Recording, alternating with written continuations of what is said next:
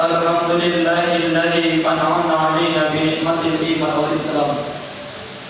أشهد أن لا إله إلا الله وحده لا شريك له، وأشهد أن سيدنا محمدا عبده ورسوله لا نبي بعده. اللهم صل وسلم وبارك وترحم على هذا النبي الكريم وعلى آله وأصحابه ومن تبعهم بإحسان إلى يوم الدين. أما بعد، فيا أيها الحاضرون، أوصيكم وإياي بتقوى الله وطاعته لعلكم ترحمون. وقال الله تعالى في القرآن العظيم: أعوذ بالله من الشيطان الرجيم. يا أيها الذين آمنوا اتقوا الله حق تقاته ولا تموتن إلا وأنتم مسلمون.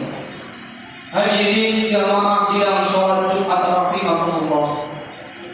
Mengawali khutbah di siang hari ini, mari kita senantiasa bersyukur kepada Allah Subhanahu wa taala. Allah senantiasa memberikan nikmat kita sehat, nikmat kita kuat, sehingga dengan nikmat itulah kita mampu dan mau hadir di tempat yang mulia ini dalam rangka menunaikan ibadah kita kepada Allah Subhanahu wa taala. Mudah-mudahan keikhlasan kita dari rumah menuju tempat yang mulia ini Allah barengi dengan ampunannya, sehingga dosa-dosa kita diampuni oleh Allah Subhanahu wa taala. Duduk zikir kita menjadikan sebab Allah angkat derajat kita di sisi Allah Subhanahu wa taala. Dan mudah-mudahan selama sholat Jumat ini ada peningkatan iman dan takwa kita kepada Allah. Karena hanya dengan iman dan takwa Allah akan jamin kebahagiaan kita fid dini wad dunya wal akhirah insyaallah. Amin amin ya rabbal alamin. Hadirin jamaah sidang salat Jumat rahimakumullah. Di dalam Al-Qur'an terdapat 6.000 ayat lebih. 1.000 di antaranya berisikan janji-janji Allah Subhanahu wa taala terhadap hamba-hambanya. Kalau Allah yang berjanji pasti akan ditepati oleh Allah Subhanahu wa taala. Berbeda dengan janji-janji manusia. Manusia pandai berbuat janji tetapi jarang yang dijalani. Allah menjanjikan apapun di dalam Al-Quran sudah pasti akan ditepati, tergantung kita beriman atau tidak, yakin atau tidak bahwa Allah akan menepati semua janji-janjinya di dalam Al-Quran Al-Karim. Yang pertama, janji Allah terhadap di dalam surah Ibrahim ayat 7. Allah berfirman, la in syakartum la azidannakum. Kalau engkau pandai bersyukur, maka pasti Allah akan menambah nikmatnya kepadamu. Oleh karenanya, nikmat-nikmat yang dari Allah Subhanahu wa taala kalau ingin bertambah, kalau ingin menjadi lebih berkah, maka kita syukuri dengan cara menggunakan nikmat yang Allah berikan itu di jalan Allah Subhanahu wa taala. Allah memberikan kita nikmat sehat, maka kita gunakan nikmat sehat itu untuk beribadah kepada Allah Subhanahu wa taala. Kita diberikan nikmat sehat, maka tunaikan salat 5 waktu. Kita diberikan nikmat sehat, maka datangilah masjid-masjid Allah Subhanahu wa taala. Kalau kita pandai bersyukur, maka nikmat itu akan ditambah oleh Allah, bukan hanya jumlahnya, tapi keberkahannya dari sisi Allah Subhanahu wa taala. Begitu pula ketika kita diberikan harta oleh Allah Subhanahu wa taala, maka kalau kita ingin bertambah lebih banyak, ingin bertambah keberkahannya, maka kita keluarkan sebagian dari rezeki kita, merupakan bentuk hak dari orang lain yang ada di dalam harta kita. Jemaah kaum muslimin sidang sholat Jumat rahimahumullah. Kalau harta ini kita keluarkan, maka pasti Allah berjanji akan menambah harta kita. Begitu pula keberkahan di dalam harta kita. Nabi Muhammad SAW memberikan teladan kepada kita bahwa Nabi itu merupakan orang yang paling dermawan dibandingkan umat manusia yang lain. Rasulullah SAW menjamin orang-orang yang dermawan itu bisa masuk surga tanpa hisab. Ada 4 golongan yang dijamin oleh Allah masuk surga Allah tanpa hisab. Diceritakan di dalam sebuah riwayat, 4 golongan itu yang pertama adalah orang-orang yang alim, yang kedua adalah orang-orang yang mau umrah dan haji, yang ketiga adalah orang-orang yang mau jihad fisabilillah, dan yang terakhir adalah orang-orang yang dermawan. Ketika diputuskan oleh Allah mereka masuk surga Allah tanpa hisab, keempat golongan ini berebut untuk masuk surga Allah Subhanahu wa taala. Kemudian Allah memerintahkan malaikat Jibril untuk memberikan keputusan siapa di antara mereka yang paling dulu masuk surga Allah tanpa hisab. Kemudian malaikat Jibril bertanya kepada orang-orang yang jihad fisabilillah, kenapa engkau mau berjihad di jalan Allah? Mereka menjawab, aku pernah mendengar seorang alim mengatakan bahwa orang-orang yang mau berjihad di jalan Allah, membela agama Allah, maka mereka akan masuk surga Allah Subhanahu wa taala tanpa hisab. Akhirnya mereka mau. Kami tidak pantas masuk surga terlebih dahulu kecuali orang-orang yang alim. Kemudian malaikat Jibril bertanya kepada golongan yang kedua, orang-orang yang umrah dan haji, kenapa mereka mau mengeluarkan sebagian hartanya untuk beribadah umrah dan haji?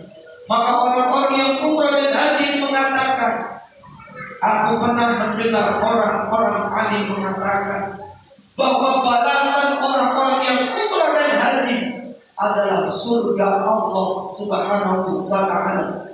Makanya aku mau merelakan mengorbankan sebagian harta yang aku peroleh dari pekerjaanku untuk menunaikan umrah dan haji. Kami tidak pantas masuk surga terlebih dahulu kecuali para alim yang masuk surga terlebih dahulu. Jemaah kaum muslimin sidang sholat Jumat rahimahumullah. Begitu pula orang-orang yang alim ditanya, kenapa engkau menjadi orang yang alim? Orang yang alim menjawab, aku hanya ingin mengingatkan manusia dari jalan kedoliman menuju jalan kebenaran, dari jalan yang sesat menuju jalan yang lurus. Tapi aku tidak bisa menjadi orang alim tanpa dukungan dan semangat dari orang-orang yang dermawan. Orang alim mengatakan, sungguh kami tidak pantas masuk surga terlebih dahulu kecuali orang-orang yang dermawan dimasukkan surga terlebih dahulu. Kemudian orang-orang yang dermawan ditanya oleh malaikat Jibril, kenapa engkau menjadi orang-orang yang dermawan, mau mengeluarkan sebagian harta di jalan Allah? Mereka menjawab, kami hanya ingin menjalankan perintah Allah dan Rasulnya. Allah berfirman, jahidu bi amwalikum wa anfusikum, jihadlah dengan hartamu dan dirimu sendiri. Maka aku tunaikan itu dengan mengeluarkan sebagian harta yang aku miliki. Jemaah kaum muslimin sidang sholat Jumat rahimahumullah. Gambaran Rasulullah SAW jelas. Di antara 4 golongan ini, ternyata orang-orang yang dermawan menduduki peringkat yang pertama dibandingkan orang-orang yang jihad fisabilillah, orang-orang yang mau umrah dan haji, dan orang-orang yang mau memperdalam agama Islam, karena semuanya tidak lepas dengan pengeluaran harta yang kita keluarkan. Jemaah kaum muslimin, sidang sholat Jumat rahimakumullah. Kalau kita pandai bersyukur, maka pasti Allah akan menambah harta kita, bukan dari jumlahnya, tapi juga keberkahannya. Tapi kalau kita tidak mau bersyukur kepada Allah dengan mengeluarkan sebagian harta kita, maka pasti Allah akan mencabut keberkahannya. Apa akibatnya? Kalau kita tidak mau mensyukuri nikmat yang Allah berikan kepada kita, minimal kalau keberkahan itu dicabut oleh Allah Subhanahu wa Ta'ala, sekalipun jumlahnya banyak, kita akan merasa kurang dan kurang. Dan ini yang terjadi di orang-orang kaya di negeri ini. Semakin kaya bukan merasa cukup, tapi merasa kurang dan kurang, sehingga segala jalan dihalalkan oleh mereka. Jemaah kaum muslimin, sidang sholat Jumat rahimakumullah. Kalau sudah keberkahan dicabut oleh Allah, banyak yang akan mengelilingi di antara kita. Di antaranya penipuan yang semakin terperbat. Begitu pula perampokan dan lain sebagainya, pencurian, kebakaran. Itu merupakan peringatan jelas kalau kita tidak mau mensyukuri nikmat dari Allah Subhanahu wa Ta'ala, maka Allah akan cabut dari keberkahan dunia yang Allah berikan kepada kita. Jemaah kaum muslimin, sidang sholat Jumat rahimakumullah. Yang kedua, janji Allah, wadkuruni adzkurkum. Ingatlah kepadaku, kata Allah, maka Allah akan ingat kepadamu. Kita sering hanya ingat kepada Allah saat kita di masjid saja. Padahal Allah mengingatkan kepada kita, alladzina yadhkuruna Allah qiyaman wa qu'udan wa 'ala junubihim. Mereka orang-orang yang ingat kepadaku ketika mereka berdiri, duduk, bahkan ketika mereka berbaring. Ini peringatan bagi kita, apapun profesi kita, dimanapun kita berada.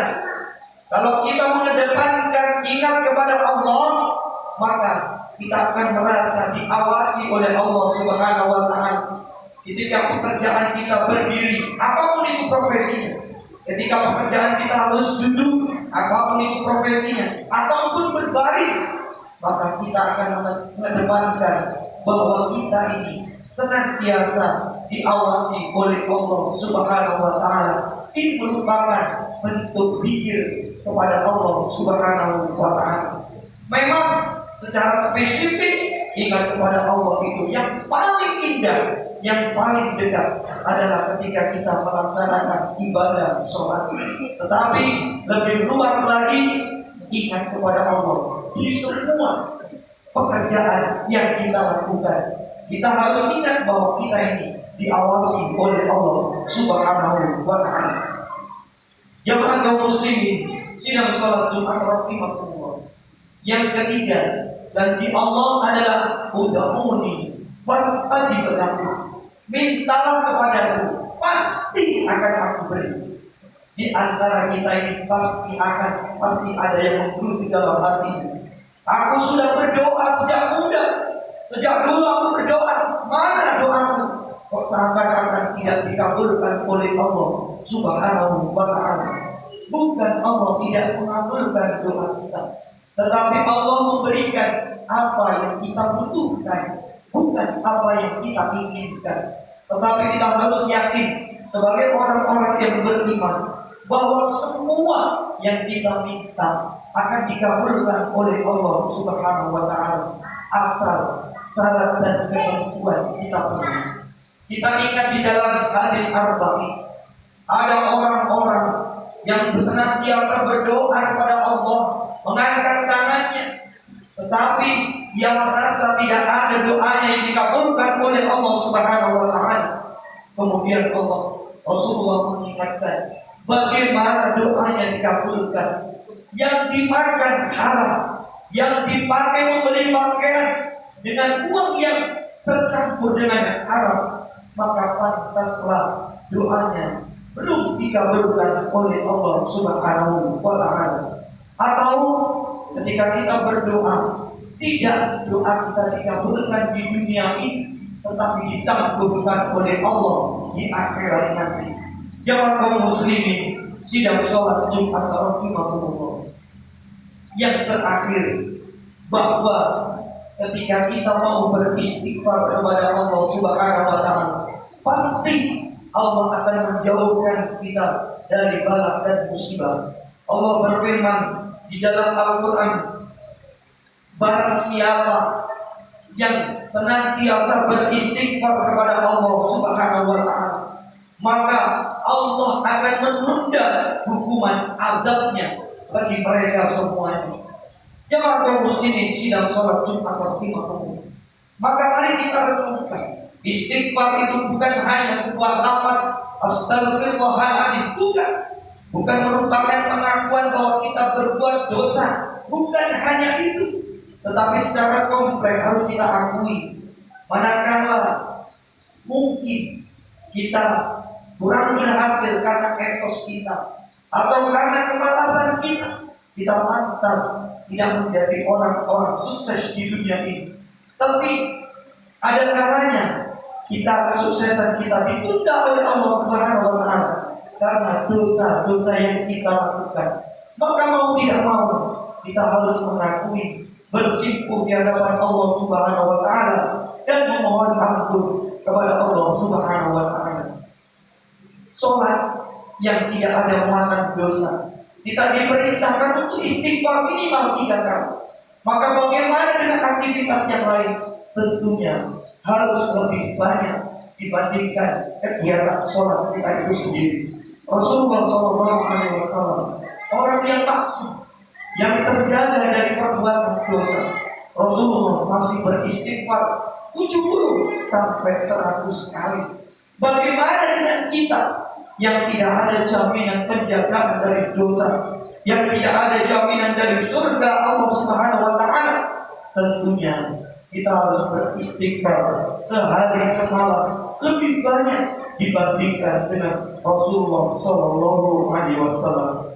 Jemaah kaum muslimin sidang sholat Jumat rahimahumullah, dari sedikit khutbah yang dapat kami sampaikan ini, mari kita menjadi golongan orang-orang yang mudah bersyukur atas nikmat-nikmat yang Allah berikan kepada kita. Menjadi orang-orang senantiasa berpikir, mengingat Allah dimanapun kita berada dan dimanapun. Dan mudah-mudahan kita menjadi orang-orang yang senantiasa dijauhkan dari bala dan musibah ketika kita mudah senantiasa beristighfar kepada Allah Subhanahu wa Ta'ala. Mudah-mudahan kita semuanya dihimpun oleh Allah Subhanahu wa Ta'ala di dalam surga Allah dengan predikat husnul khatimah. Amin amin ya rabbal alamin. A'udzu billahi minasyaitonir rajim.